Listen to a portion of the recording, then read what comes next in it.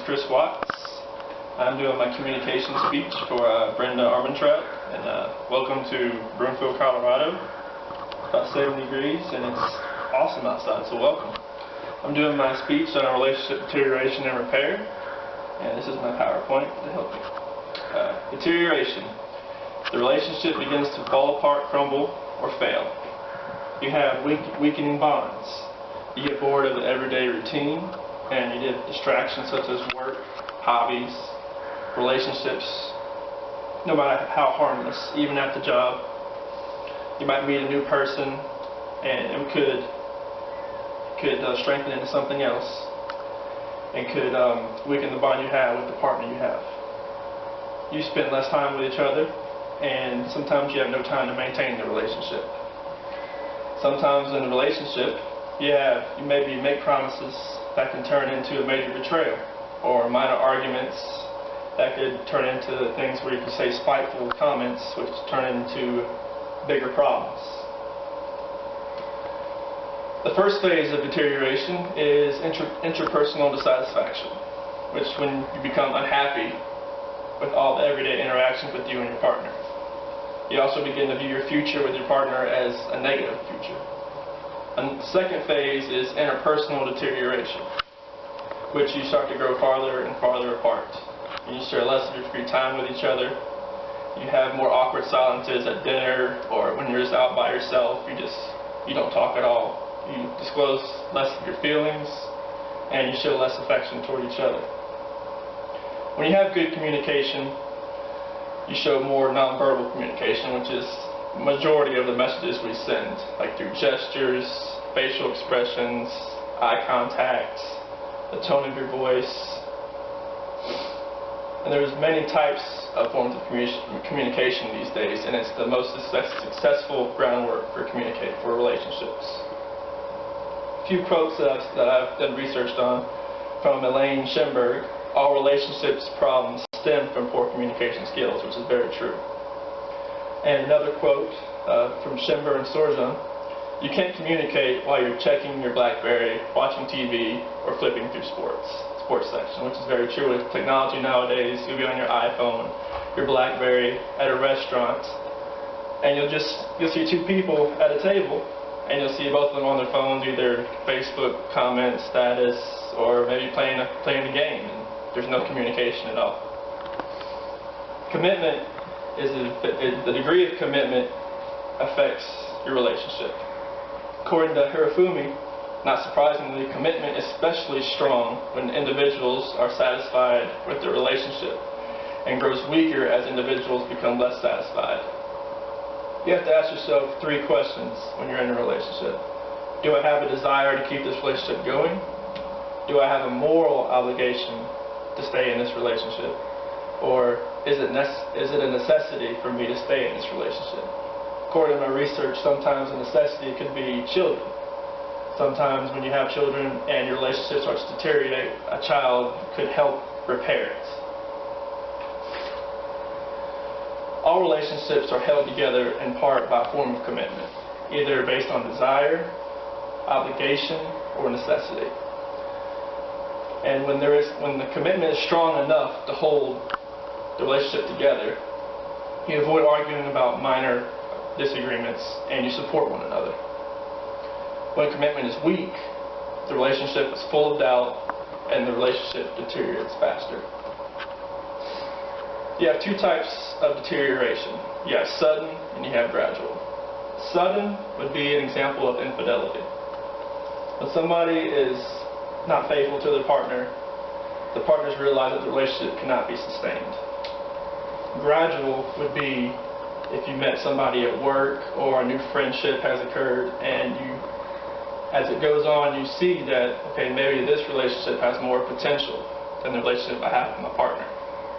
And that would gradually push the old relationship out and push the new relationship in. Reasons relationships start to fall apart. Sometimes you no longer find your partner attractive, physically or in their personality. When you're in a relationship, you have to show desire, lust towards your partner.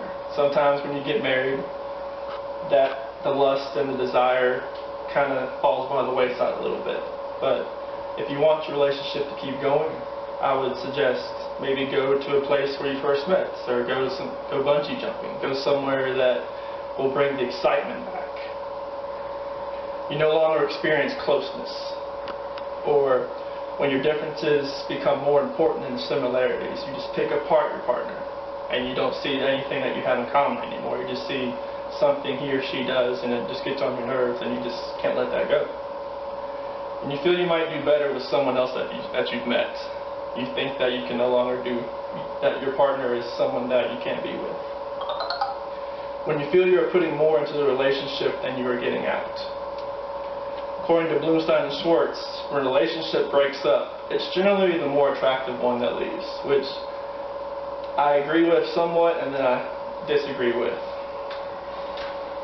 When in repair, the stage is not always pursued. Sometimes people, when the relationship starts to dissolve, repair is not an option and they want to get away and start new. When you want to go into repair, you need to analyze what went wrong and consider what ways of solving the problems. You need to consider changing your behavior or perhaps changing your expectations for your partner. And you might also want to evaluate how you could feel in the relationship if it had ended. One of the first stages of repair you need to recognize, identify the problem. What changes you need to make to make the relationship better. Avoid words like always and never. If you say this to your partner, it just makes the relationship makes it backtrack. You'll never get to the repair stage. You need to take responsibility for your feelings and not blame your partner. And you need to be descriptive when discussing grievances.